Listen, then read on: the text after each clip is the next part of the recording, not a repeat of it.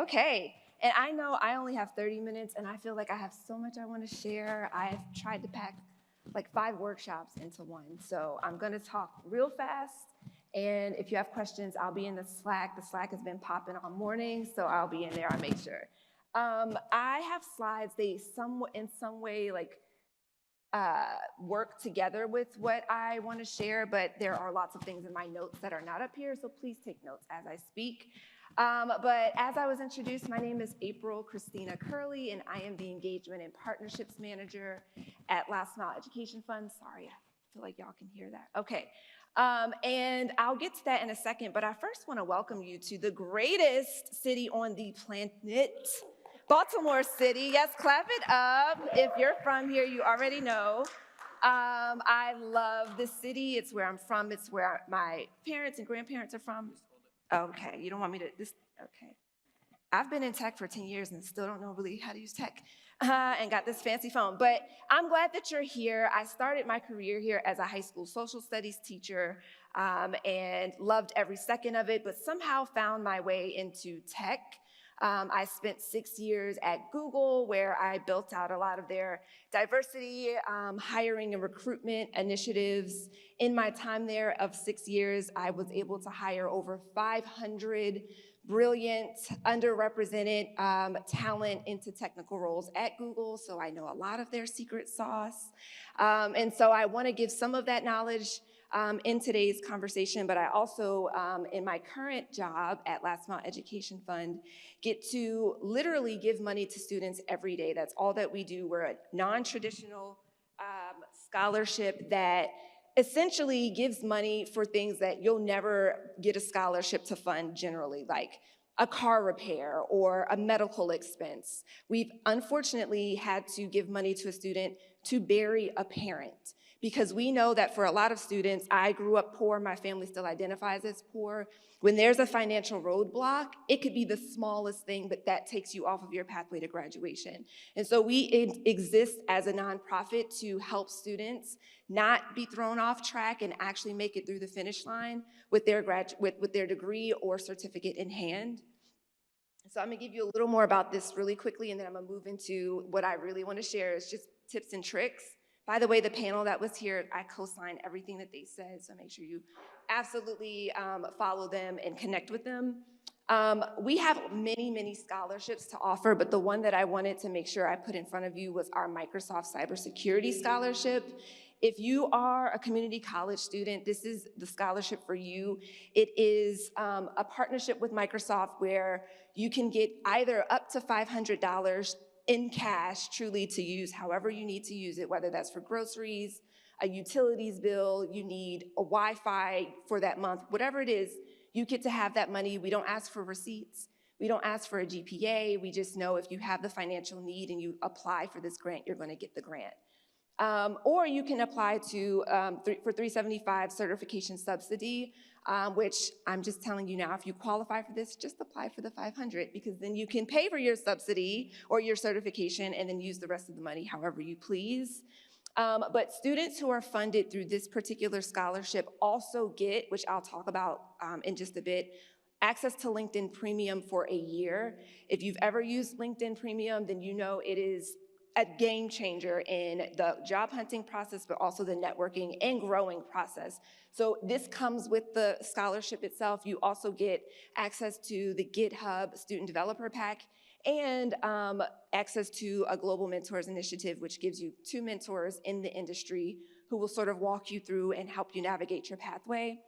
To be qualified for this and all of our grants, you basically just need to be able to demonstrate financial need, whether that's through a Pell Grant letter or any other scholarship information. Even if you don't have those things and you just tell us in your application, this is my set of circumstances, this is why I need it, we're gonna fund you that. Like I said, there's no GPA minimum, we're not asking for a resume or any other merit requirements. We just believe that students should be invested in, period, no questions asked. And that's that. It's really simple. If you have questions, I have my business cards, but I'll also be in Slack. Let me know. This is more information about some of the other grants that we have. If you're at a traditional 4-year institution, you might be eligible for several of these. And I don't want to spend a whole lot of time there because I'm here to talk about some of the other tips and tricks.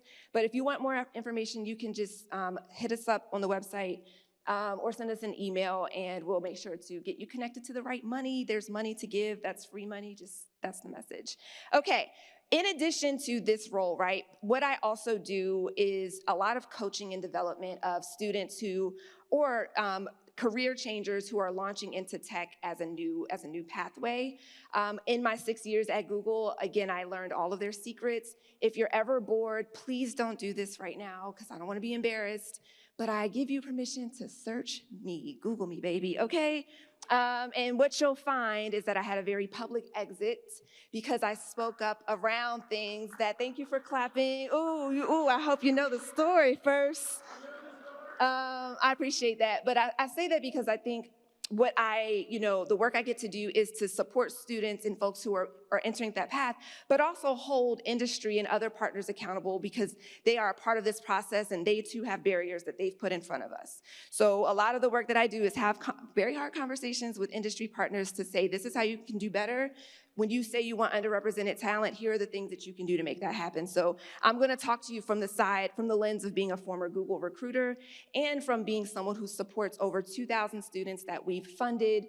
700 of our students have launched into their careers successfully. So I come with you with both of those lanes. And the thing that I will say, the three things that I'm going to share with you, because I'm not sure that we have time for questions and answers, but I hope that we might, is three things, okay? So going the distance, the three things that I know will make the biggest difference. You're going to hear this, I'm sure, all day today. So I'm sorry if I'm sharing all of the good information, but the top three things students have that are successful in this pathway: an outstanding resume, in a lot of interview practice, and they're great at building out their network. And I'm going to unpack those three things very quickly. This is like 5 workshops in one, but I'm going to do my best. I know y'all have the resume glow up later, I believe, so please just take as many notes as possible in that. So I'm not going to go deep there, but what I will say as a recruiter, if I get resumes in front of me, thousands of resumes, if I'm at Grace Hopper conference, the only thing I'm looking for in that moment so that I'm going to swipe left or right, if you know that reference. I'm not on Tinder, I promise. Left means, what does left mean? That it's out, right?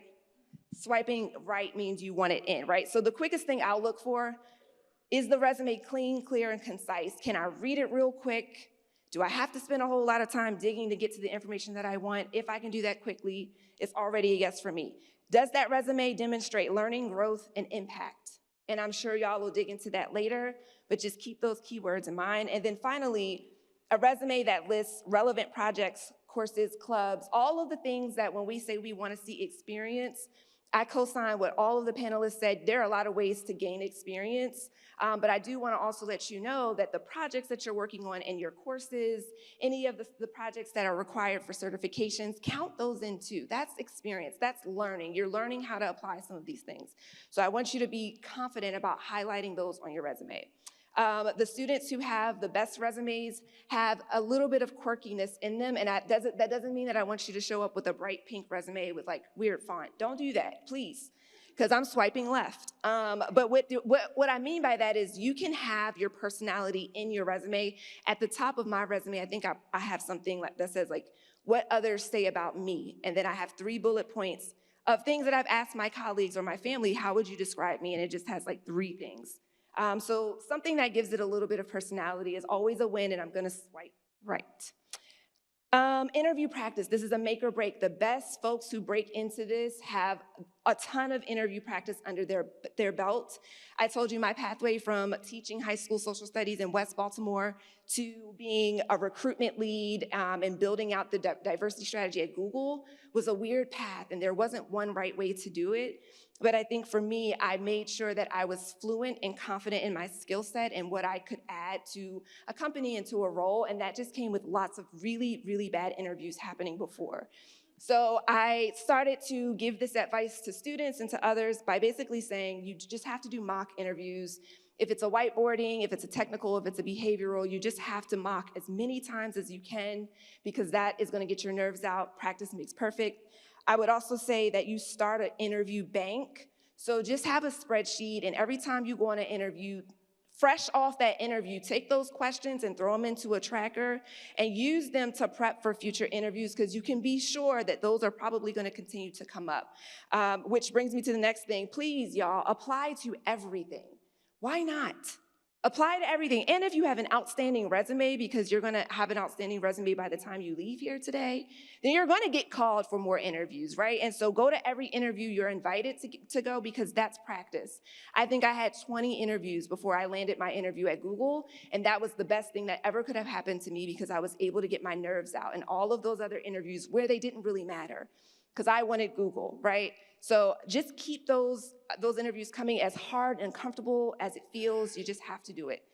And then the last thing I would say is, again, if you know you're a little rusty on your skills and you're feeling like, just start studying. There are lots of question banks across the internet. There are a lot of places you can find like anticipated questions. So please just start using those questions to study. Any company that you're going to interview for, you have to know who they are, their mission, their core values, any and everything that you can find about that company you want to know. And then finally, building your network. So this is probably P0. Do y'all know what P0 means? Oh, what? I'm teaching you something new? Okay. P0. So at Google and mostly in tech, number, I guess counting starts at 0 or something. P0 is like the most important thing. If there's anything I say to you today, it's this, right? Your network is your net worth. Your network is your net worth. It's who you know.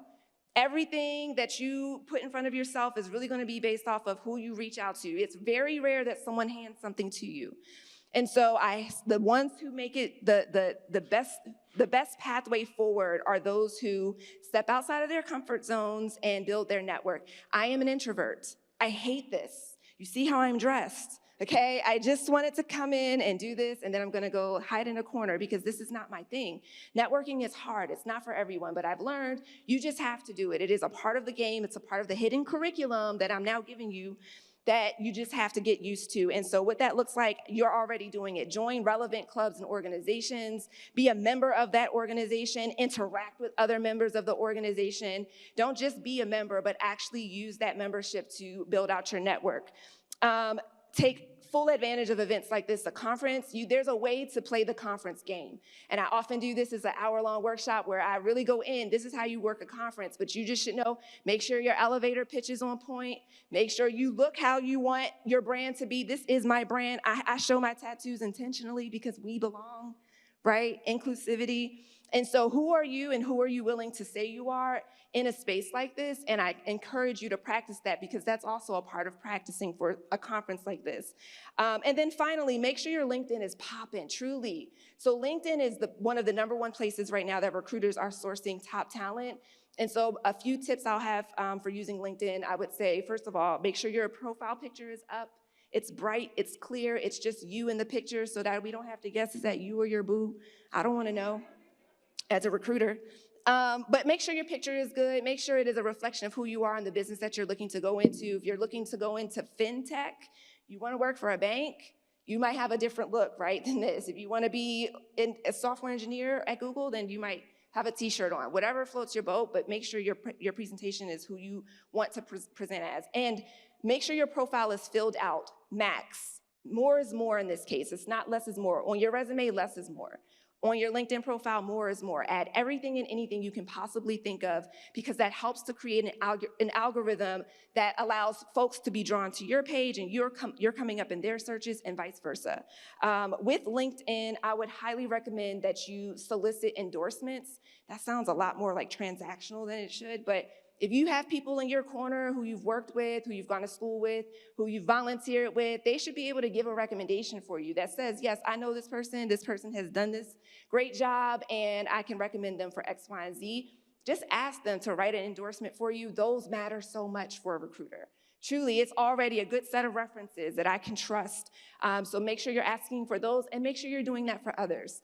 The other ways to use LinkedIn that I didn't know is follow the companies that you are interested in working for. Spend time on their page. Recruiters can see the traffic in and out.